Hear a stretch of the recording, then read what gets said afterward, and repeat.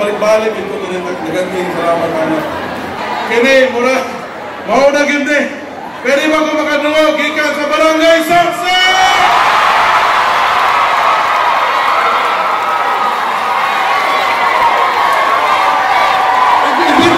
Para makita ni Lolo. Sige, kamu bangun. Kamu.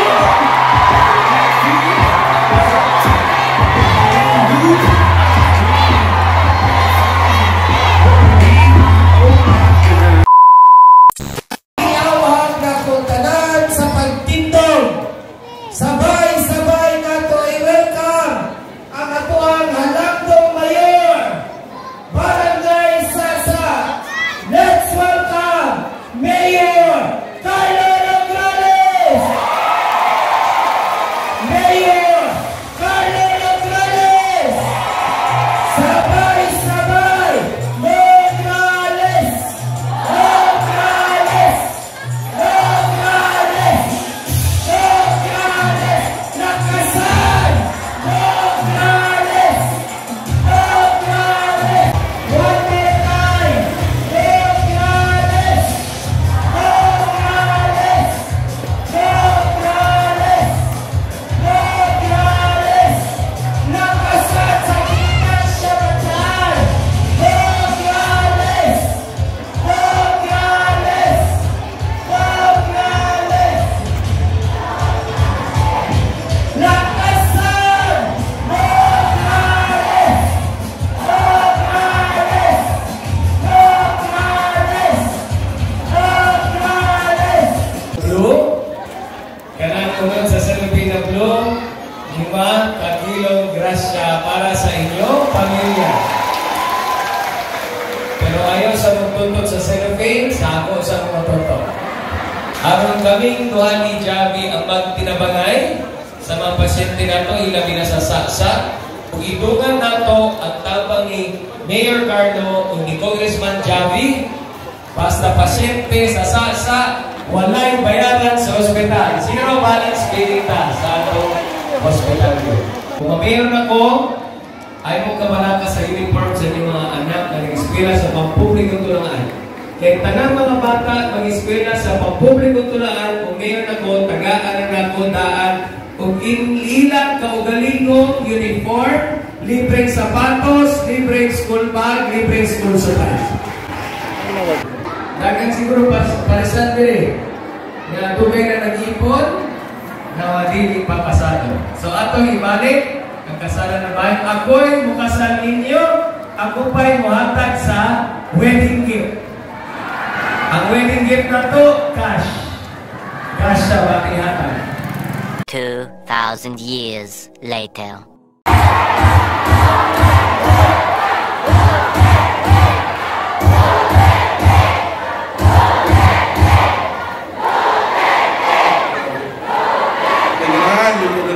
Balik-balik ito din naganting salamat anak. Dila wala pa man po si Kuya po. Kaya pala ito kung storya-storya gamay. Gusto lang na ako makita ng crowd. Kay murag karon lang dito nakasulay ani kanagan. Pwede ba magingay Barangay Hizon? Pwede ba magingay Barangay Pampanga? Kini murag mao na gindi. Pwede ba ko makadungog gikan sa Barangay Success?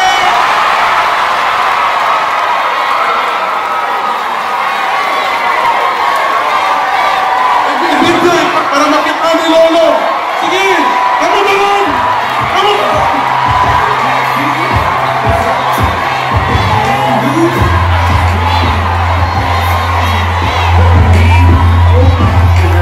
Mau ni padala na to ni Sahig. Kita na to sila.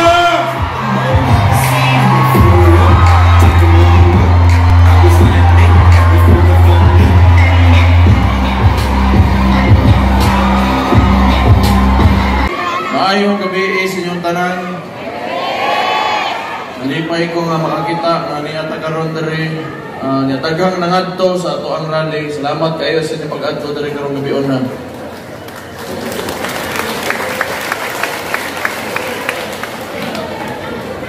But pasabot ani salig ninyo og suporta ni agyapon nga Rody Duterte ug sa mga kaubanan niya.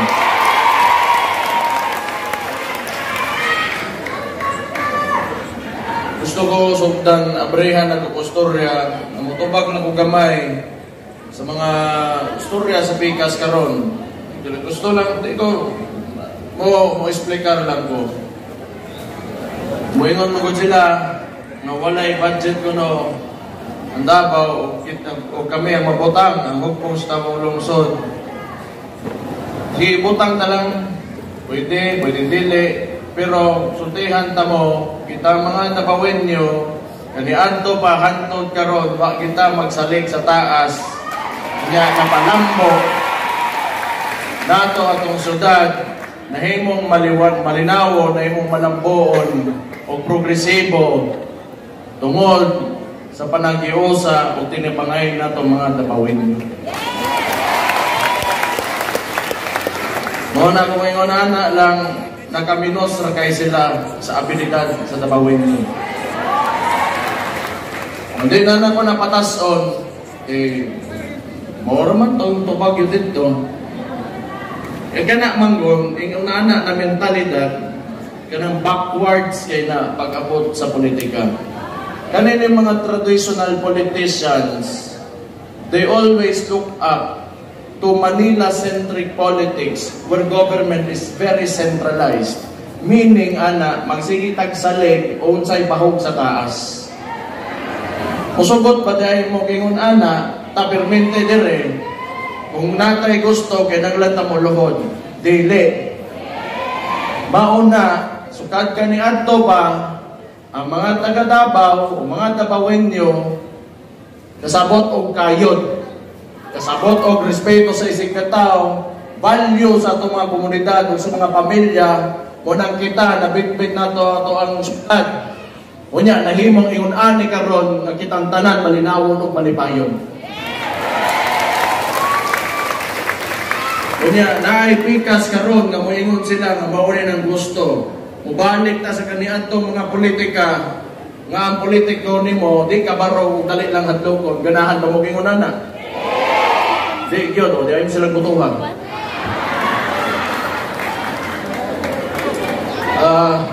Tama na to kapoy gina sila paminawan.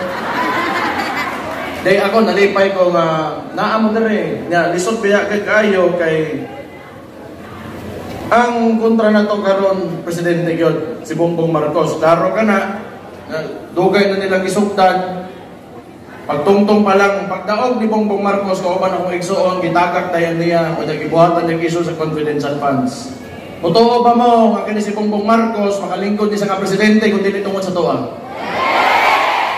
Baga, siya naon.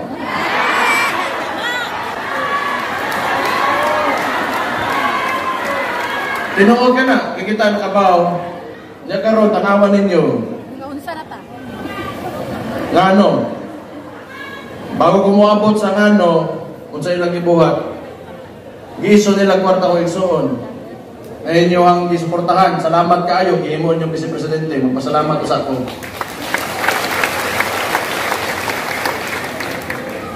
Ngayon sila, naingon na rin, 100 million, 125, mana. Nagaron, ning bawas kita. Ipangutanan na to, dili diha sa Congress, dili diha sa Senate, nga puro politika ang istorya. Niadto tag judiciary, ning kaso ta para pangutanon ang kwarta nga asa na ang national budget, yun sa ninyo paghimo ana o kaning bilhin na bilyon-bilyon na kwarta. Nakatubag sila, wala. Tanawa sa ilang gibuhat, kay kapintihon sila, ikidnap nila si Rodi Duterte, mga ungas. Sige lang. Di man ta mga iyakin, kita mga Davaoenyo, mga maisog ta. O dili ta, nagamay tuslok lang sa tua, magpapili dayon ta. Kita anad nga musukol. Mo na timan na to.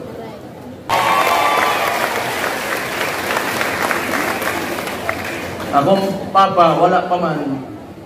Pero nagstorya man sa kuigsoon, kato nahitabo gyud tong kuan, illegal nga pag-aresto sa iyaha. Kidnapping ko na sa technical pero sige lang, palabyon lang nato na karon, palabyon nato na, pantay lang sila pag-abot sa panahon. Nagstorya man sa kuigsoon, nga nanguntahan ako, ngate, kumusta man unsa may tan-aw ninyo sa kaso? Ana siya, kung kaso na may istorya, wala gyud nay pag-asa nga mapreso ang atong amahan, kay tungod pag-aresto pa lang di na gyud sa mao. 2016. Mutuo pa mo nga kitang mga taga Davao makabutang tag presidente sa Pilipinas.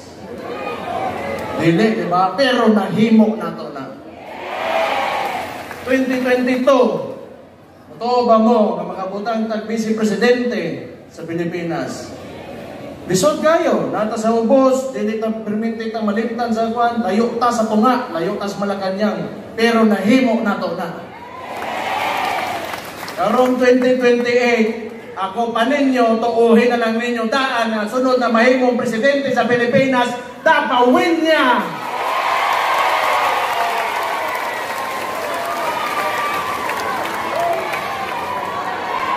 O ingon anil lang ta perme, di pag yung tamahuman rin, padayon yung nga musukol, lingin ang kalibutan, ibaw mo anitanan, moabot yapon na itong panahon. Pag-abot sa itong panahon, di na ito sundogon ilang mga pamaaging nga walay ikaayo sa tibuok na naso, tarungo na ito, o ipakita na ito pag nabawin nyo mo tong makapalambo o makapanindot yung usa ka nasod. Dayon lang ta, usa magpasalamat ko sa oportunidad na mapakita na mo sa hugpong sa taong lungsod, sa kumakaubanan sa konseyo, sa itong mga kapitan, padaog dito handot sa Pro Leader, nga pamapakita na mo ang pagpanarbaho sa katawhan sa Davao. Mapas! Magang salamat, kung may gabi sa inyong tanan. God bless you all. Thank you kayo. Daghang salamat! Numero 3 sa inyong balota pagka-Vice Mayor, Sebastian Paste Duterte!